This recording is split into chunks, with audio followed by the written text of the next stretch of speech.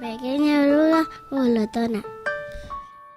Una noche, a la luz de la luna llena, reposaba un huevecito sobre una hoja. Un domingo por la mañana, nada más salir el sol, del huevo salió una oruga diminuta que tenía mucha hambre. Enseguida comenzó a buscar algo que comer. El lunes atravesó masticando una manzana, Pero aún tenía hambre. El martes atravesó masticando 2 peras. Pero aún tenía hambre. El miércoles atravesó masticando 3 ciruelas. Pero aún tenía hambre. El jueves atravesó masticando 4 fresas. Pero aún tenía hambre.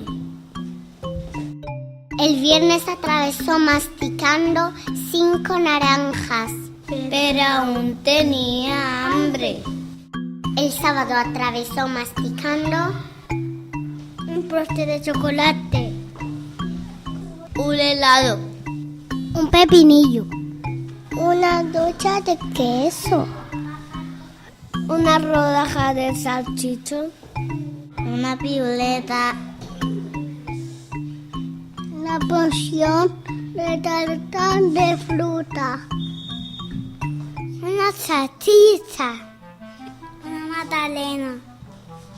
Una sandía. Aquella noche tuvo Un tremendo dolor de barriga.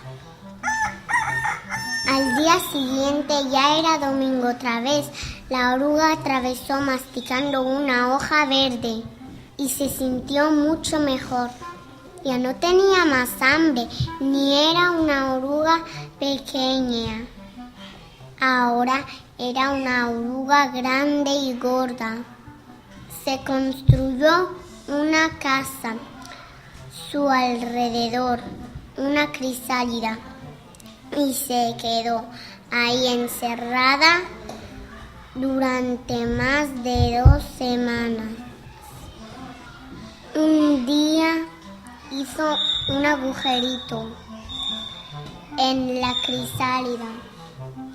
Luego empujó hacia afuera y Se había convertido en una hermosa mariposa.